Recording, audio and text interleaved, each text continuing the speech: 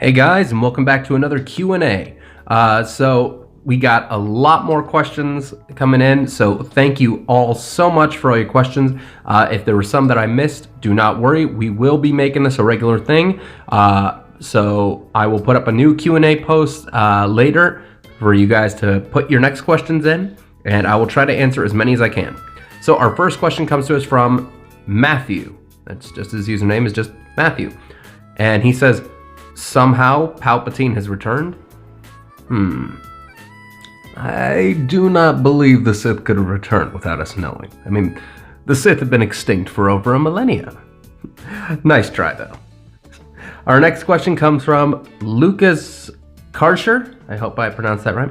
What are your opinions on Reven? So, I come from a odd spot with this question. I wasn't someone who actually grew up playing Knights of the Old Republic. It was only once I got into college I actually played both of them. Excuse me. Still getting over a sickness. I played Knights of the Old Republic, and I thought it was great. I thought it was a lot of fun. But seeing as how I pretty much controlled everything about Reven's story, it didn't grab me as much. I actually, even to this day, I still prefer Knights of the Old Republic 2 over the first Knights of the Old Republic. Now, with that said, I have delved a bit into Reven's character through some books and some comics after the fact that take place after and shortly before Knights of the Old Republic. And from what I see about his character, he is a really cool character. He's got a lot of interesting development. I will say he flip-flops a lot. He'll be dark side, then light side, then dark side again, then light side, and then somewhere in between. So it's a bit inconsistent there in terms of like where he falls into with his allegiance, which I guess kind of is why a lot of people would refer to him as more of a gray Jedi.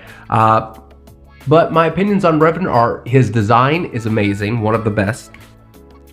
He's got some really cool lightsabers. I love his voice actor for the games, and overall, he is a solid character, just not one of my absolute favorites. But again, that might be because I didn't grow up playing Knights of the Old Republic. Thank you very much for your question. Next question comes from Nolan Ueno. I think it's Ueno. Again, sorry if I'm mispronouncing any of these names. He has a two-part question. Number one, how would you rewrite the Star Wars sequel trilogy? This is coming from a fan of the sequels, even though I acknowledge they're not perfect. If I were to rewrite the sequels, the only major thing I would change would be the Rise of Skywalker. I think The Last Jedi and The Force Awakens work well enough as the first two parts of a story. With Rise of Skywalker, a lot of people say it was bad because The Last Jedi didn't leave anywhere for Rise of Skywalker to go, and that's complete bullshit. I'm sorry. That is complete bullshit. They had literally tons of directions they could have taken the story. First of all, I wouldn't have brought Palpatine back. Let's not do that. I would have made the main villain still Kylo and Hux. Have the main focus be on those two as the villain. Show a bit more of a time jump than just a year. Really expand, show the Resistance trying to regather support while the Resistance is trying to rebuild over the course of say 3 or 4 years. The First Order has grown exponentially larger under Kylo Ren as Supreme Leader. Then you could have an even more interesting dynamic of how is Kylo actually running his new empire, and what are other people's thoughts on it. All the while, we as the audience know that even though some people may be in support of this new empire, it still has to be stopped because Kylo's still a villain. You could just do so much with that. So really the only thing I'd rewrite, I might do a video on this at some point later in the future, how I would rewrite certain elements of the sequel trilogy. But really, my short answer, I'd only really rewrite the Rise of Skywalker. And his second part, what funny scene can you think of for Mama Ahsoka? I assume you're talking about Star Wars Elseworlds, what if Ahsoka raised Luke and Leia. I don't know. I think something funny might be that, let's say Luke is messing around outside, getting into something dangerous, and Ahsoka's there trying to get him to stop. She goes inside only to find out Leia's made a mess of the place, or she's like talking to her dolls like a princess would to her subjects. I don't know. There's a lot of funny things you could do with that.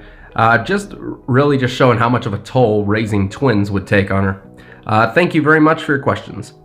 Our next question comes to us from Phantom Obi-Wan, and he says, Q&A, favorite Star Wars meme? I don't know. There's so many good ones out there.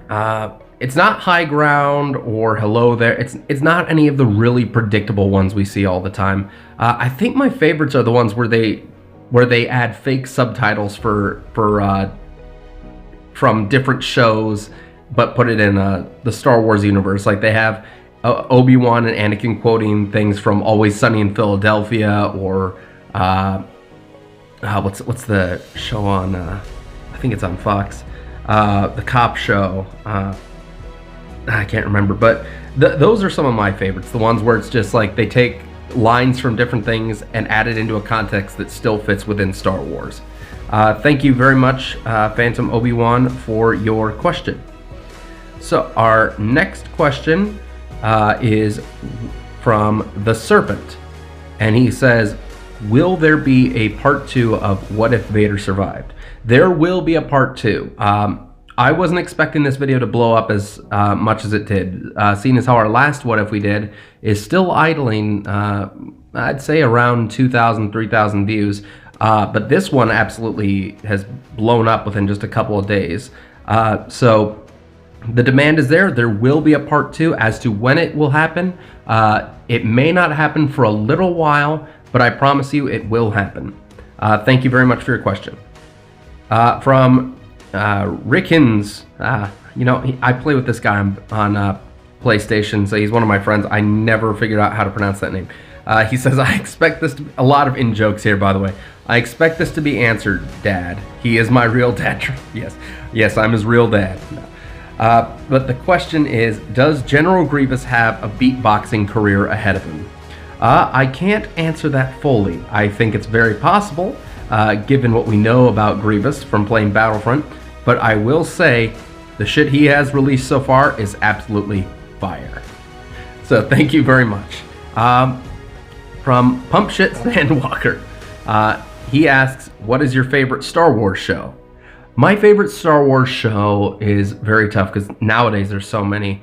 I think it's probably a tie between The Mandalorian and Star Wars The Clone Wars, but I haven't really seen a Star Wars show yet that I didn't like. Rebels has some really great stuff in it. Book of Boba Fett I really enjoyed. Bad Batch, like there's so many good shows, but I'd say to answer your question, probably somewhere between Mandalorian and Clone Wars. Let's see here. Our next question comes from Jacob Smith, who says, if you were going to write an obscure Star Wars show, what would it be about? So right now I'm actually, many of you know, I'm writing out my own Star Wars story, the story of Cassius. And I've been narrating those and putting them up on my channel. If I had the time and the resources and the go-ahead from Lucasfilm and Disney, I would probably do a show based around my character, because I have, it's the only idea I have for a story that's completely already fully laid out, so I could get this into production like that. But if I couldn't choose Cassius, I think it might be cool to do either a show set around the pod racing scene, like kind of like something like F-Zero from Nintendo, but in like a pod racing scenario. Or maybe a kind of House of Cards like political thriller set in the Senate with like murder and intrigue, really good political drama. I think both of those would be really good ideas. Thank you for your question. Let's see here. Scroll through these. Our next question comes from 212th Trooper, and he says, if you were given a super Star Destroyer that was fully staffed, stocked, and completely loyal to you in real life, what would you do? Ooh, that's tough. Well, first of all, I wouldn't take over anything. That would only make more enemies. First of all, I would probably send it out and try to explore different corners of the galaxy that haven't been explored yet. I think another cool thing I could do is kind of just have it idle around the Earth. That way, if any like major astrological threats come in, we have a defense system up and ready. That's probably what I'd do. Explore and defend the planet. And then our final question here comes from Claudio Lopez. He says, I'm from Brazil, so around here we have a theory that is like something set in stone, but here it is. In episode 5, Luke tells R2 to stay with the ship and that he was coming back, but the droid disobeys the order many times following him. The last time someone told R2 this, it was Anakin, and he didn't come back. But in episode 3, we see that Senator Organa tells them to erase the droid's mind. Is that true? And if it is, how does R2 remember that? So this is a theory that I think is more just like a fan theory, that for them to kind of be like, oh, isn't that sad? Like, it's one of those things that I don't really think is like a necessary theory that you need, but it's a fun little theory. But it is possible because R2's mind was not wiped. His memory was left intact. If you listen, Bail Organa says, have the protocol droid, in this case C-3PO, have his mind wiped. So R2 still has all the memories of everything that happened during the events of the prequel trilogy. So it's not out of the realm of possibility for this theory to be true. Thank you very much for your question, and thank all of you for the questions. These Q&A videos are always so fun. It's always fun to reach out and hear from different members of the community and our subscribers. We'll put up a new one very soon. I'll put up a post where you can ask more questions. Be sure to stay tuned. We've got more stuff coming down the line. Be sure to subscribe, like, and share, and may the Force be with you always.